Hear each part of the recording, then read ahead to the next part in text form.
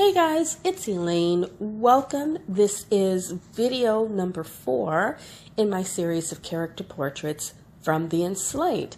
Now, I originally had planned to do maybe another 5 or 6 more of these, but actually I'm not going to do any more than maybe another 1 or 2.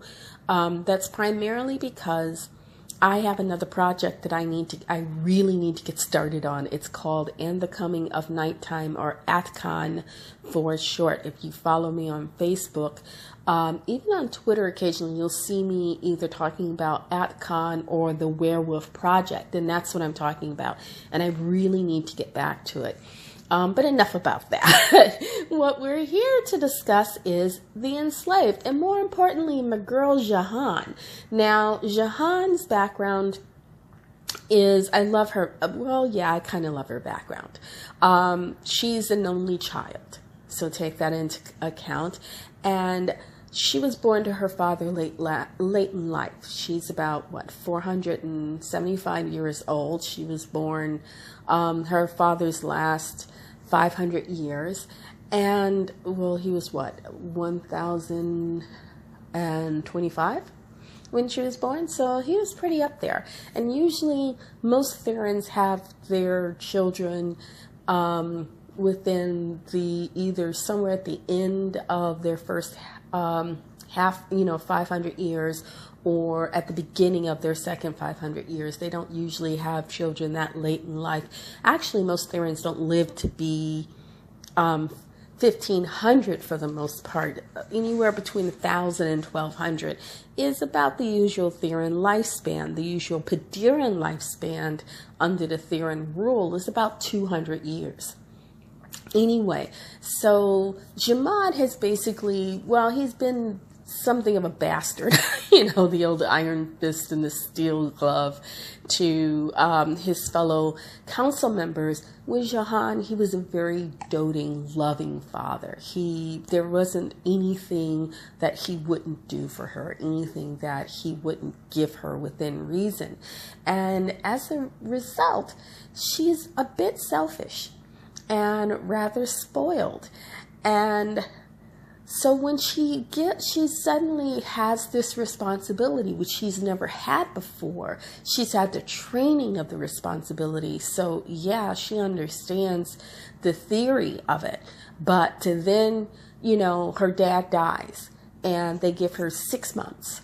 She gets 6 months to grieve, and then boom, sorry, you got to get to work.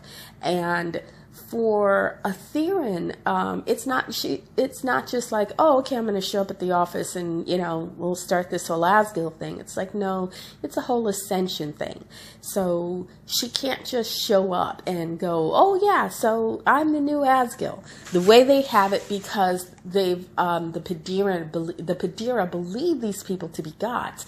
They have a whole infrastructure set in order to help foster that belief. And what that involves is there's what they call the ascension ceremony.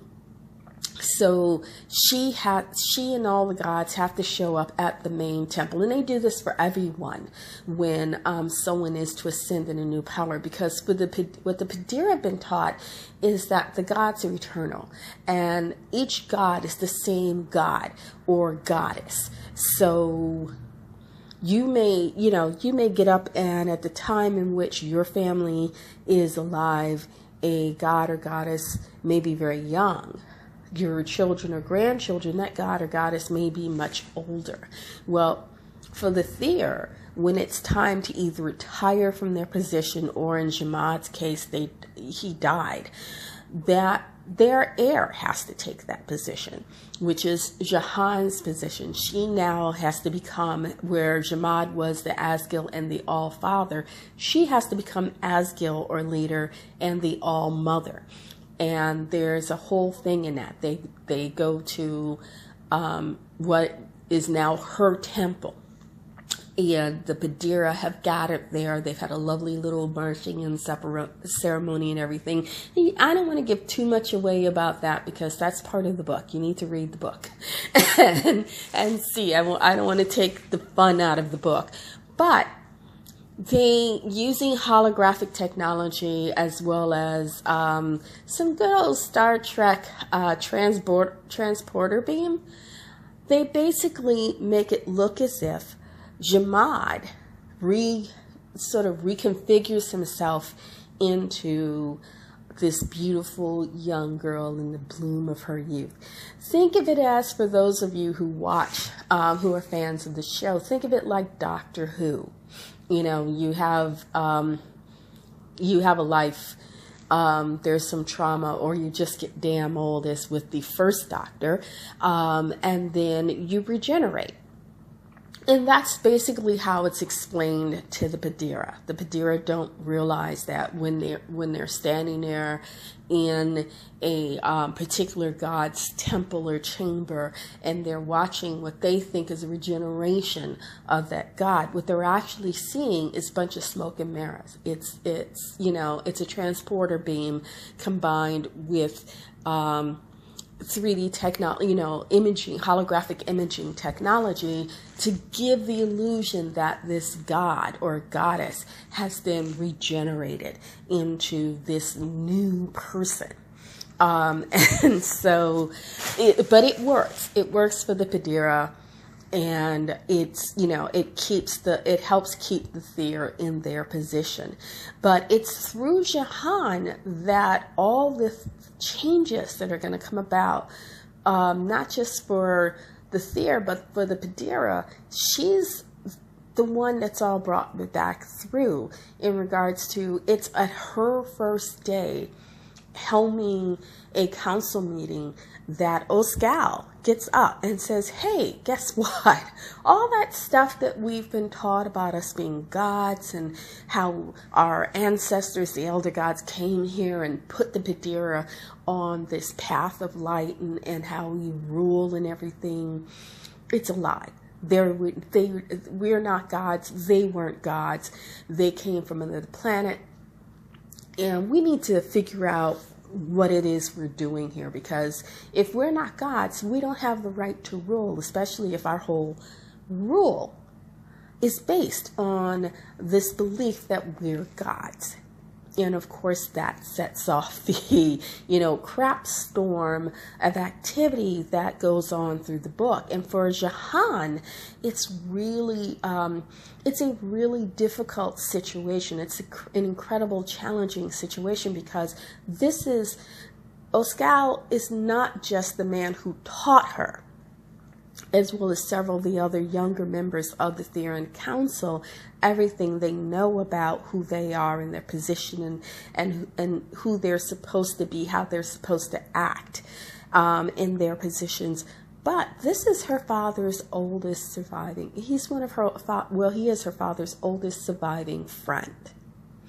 And to have this man who means so much to her, the man that she thought she would be able to look to get her through any and all challenges, so long as he was alive, to get up and say, hey, guess what? I'm going to give you what is currently the biggest challenge of your existence by challenging everything I've taught you to believe. In other words, everything me and your dad taught you to believe, everything that you think you know isn't right. It's wrong. And so first she has to process, that. But also along with processing that, what Oskal does is, by getting up and saying, hey, this is all a lie. Everything we have, everything we do, everything we are here is based on a lie, and we can't continue this way. He challenges, well, the very basis of Thyran society, of their position on this planet. That makes him a criminal. And he has to be put on trial, not just because he's spouting heresy. It's treason. He's going against the status quo. So not only is she stuck trying to process this information that he's dumped on her, and of course the entire council, but now she realizes that he has to be tried. And according to Thyran law, if you're going to challenge the authority of the theater rule. And understand, earlier in the book, and actually that chapter of Ascension, we actually see Ratel the gladiator dispatch Pt1 men who actually tried to speak out against Theron rule. So they were executed publicly in a gladiatorial event for their sins or their crimes. And here is Oscal doing the same thing. And it's like, oh, great.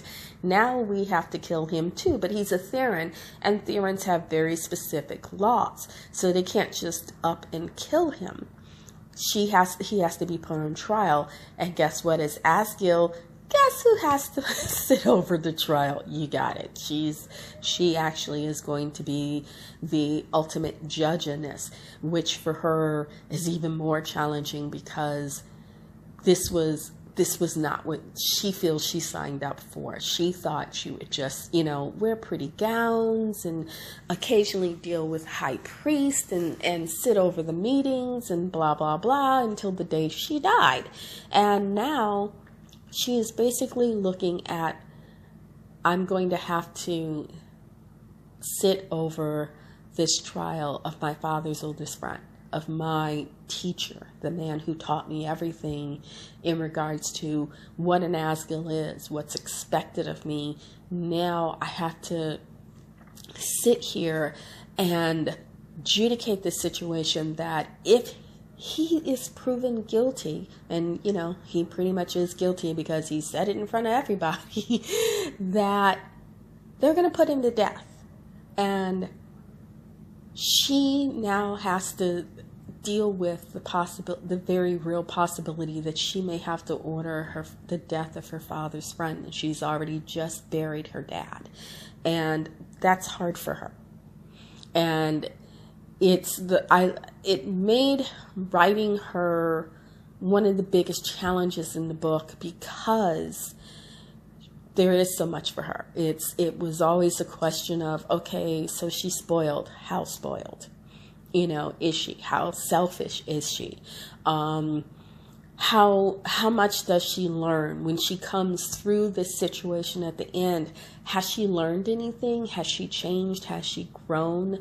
And has she done it in a way where people around her can see it? Because in the beginning of the story, when we are introduced to Jahan, people pretty much don't respect her.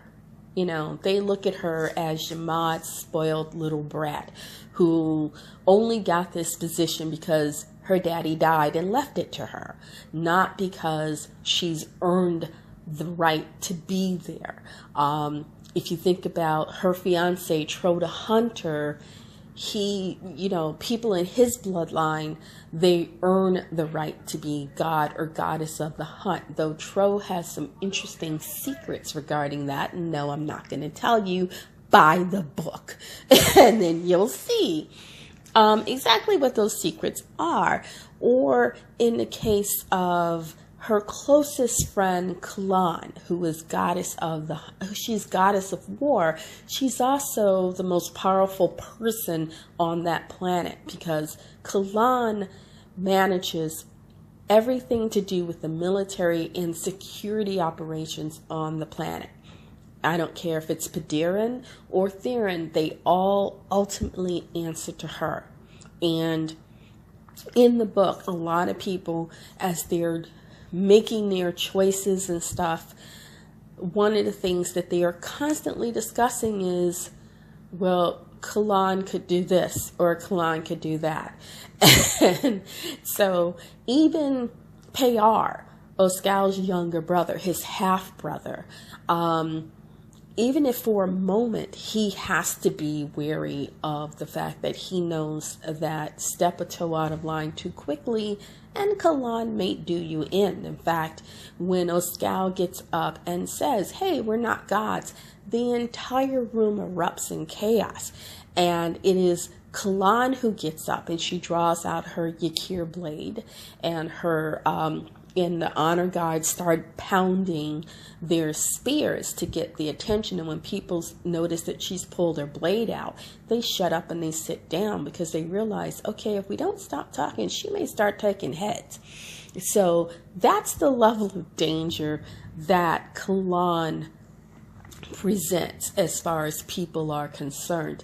Though for Jahan, Kalan is somebody she looks up to. In fact, when she's standing there waiting for her turn to step on the dais and be beamed in or beamed up, it's Kalan that turns and tries to give her a word of encouragement before she leaves. She says, you know, if you don't believe in anything else, you don't trust anything else, believe in me, trust in me.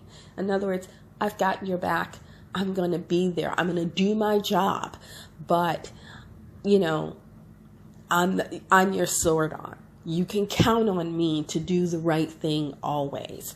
And Kalan in that way presents herself as Jahan's rock. In fact, we see in the book, and yes, you have to read the book, that when the initial shock of Oscal's pronouncement is done and the room has been cleared out, it's Kalan who stays back and talks to her. And part of that is because Kalan won't let anybody else stay back and talk to her. But it's Kalan who sits there and goes over the event with her and points out the things she's done right, but also, most importantly, tries to point out what she's done wrong, but tries to do it in a way that critiques Jahan without criticizing her.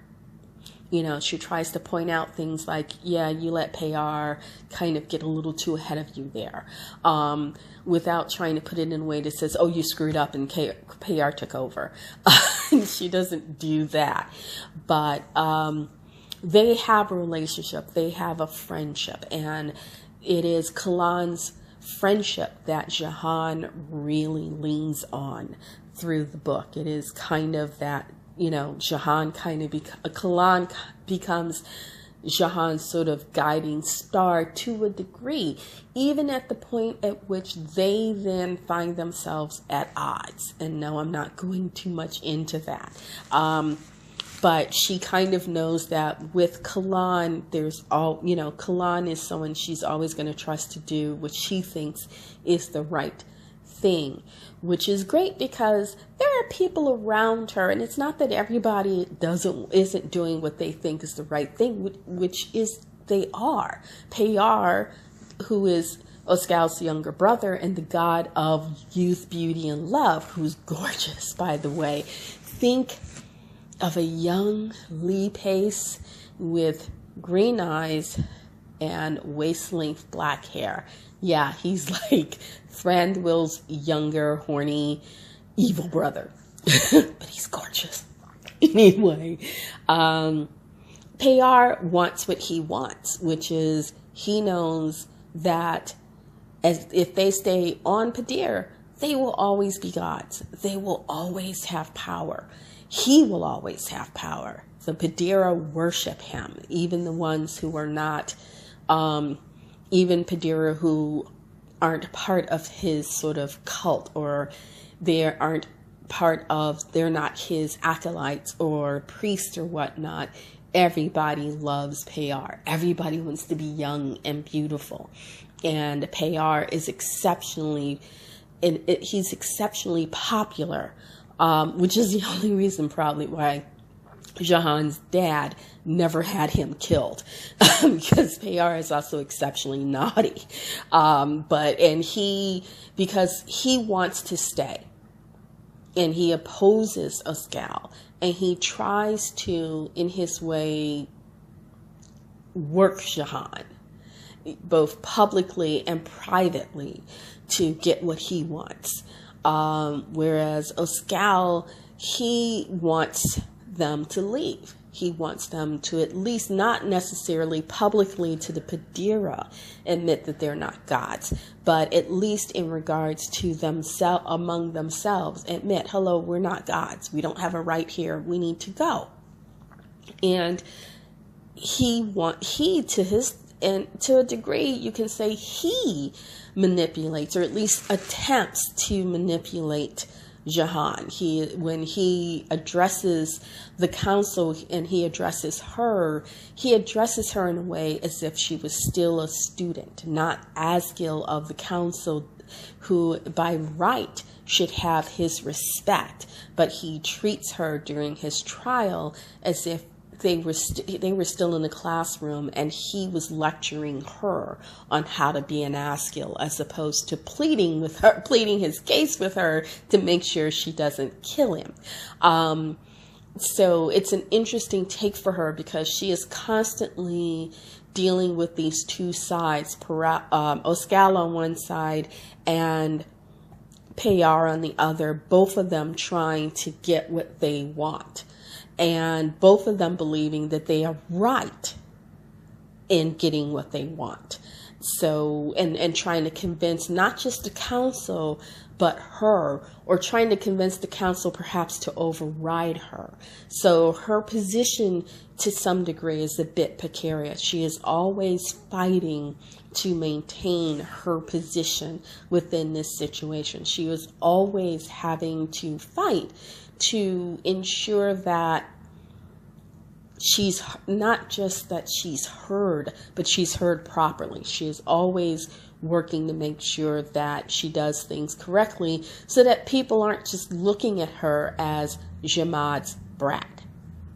So it was fun to write her in that regard, because there was just, there was a lot to explore in that. This character who, she isn't sure if she wants the job. She likes the pomp, but she doesn't like the circumstance. So she isn't really sure if she really wants the job, but what it would take to step down for that position could end up being, getting my head chopped off. So she's like, well, I've got it, but I don't really want it, but I don't really have too much of a choice, because, hey, I like the benefits. I just don't like the work. And then here comes this situation where it's like, damn, now I got to work my butt off, because there's no way out of this. My back is, her back is against the wall, and she can't escape. None of them can, literally, because at the time in which this all happens, the city gets locked down by an incredible storm. This is a planet that gets rocked by storms all the time, and this one that hits the city is a doozy. They have to put up special force fields to guard the city from it, so that the city doesn't get destroyed. And so no one can leave. They're all stuck there and having this trial. And that makes things tense, because she can't just get away anywhere. She, she's the Asgil. She kind of has to have this open door policy, and it's a question of, can she trust anybody? Because she finds out that her fiance is on Paral's side. And so there's always that question of, well, what do you want me to do? Because everybody is kind of looking at her to say, yeah, we're the council and we need to decide unanimously on this, but we want you to make a decision, because that's what her father would have done. Her father would have not bothered and said, oh, really? This is what you think? Guilty, kill him, bye.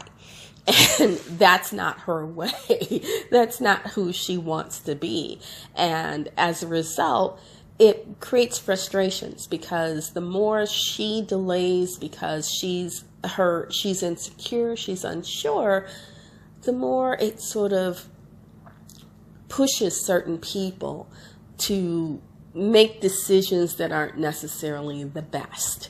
But and then things happen to the point where we get to the point of, it's a total Greek tragedy, but, you wouldn't have drama in the book if you didn't go there. It's not a comedy. It's, we're not talking to Marx Brothers here. This is, as I said in an earlier video, this is my idea of what would happen if you have one of these planets where Kirk and Spock or whoever didn't show up to go, well, it looks good on the surface, but when you get to know things, it's kind of screwed up and we need to fix this. Well, guess what? There's no Kirk and Spock. There's no outside influence, so to speak. Well, there is, but you have to get the book to see that.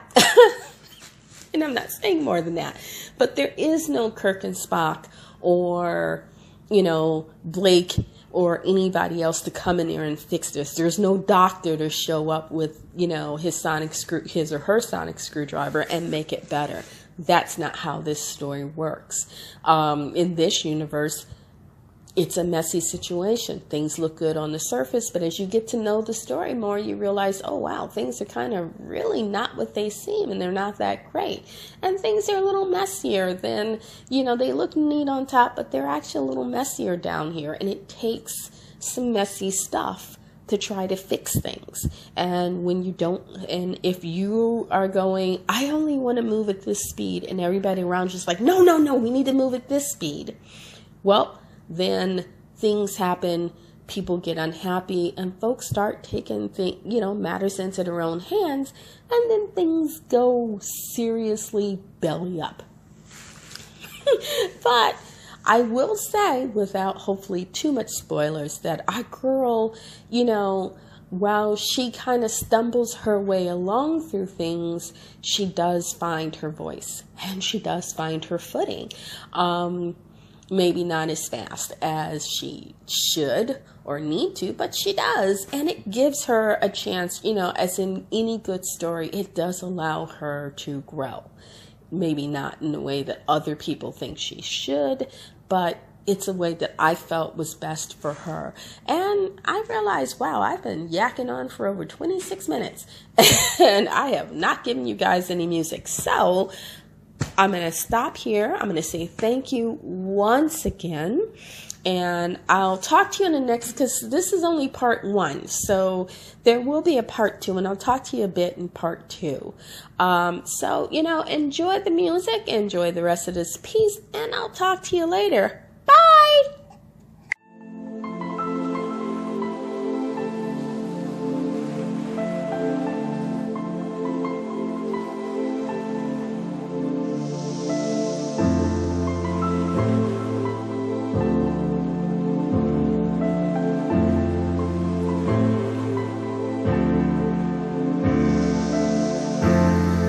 Feel the air getting colder. I know something's missing here. I need your warmth right here. I need you to light a fire. Can you reach me in time? Can you I'm waiting just on you. I'm waiting just on you.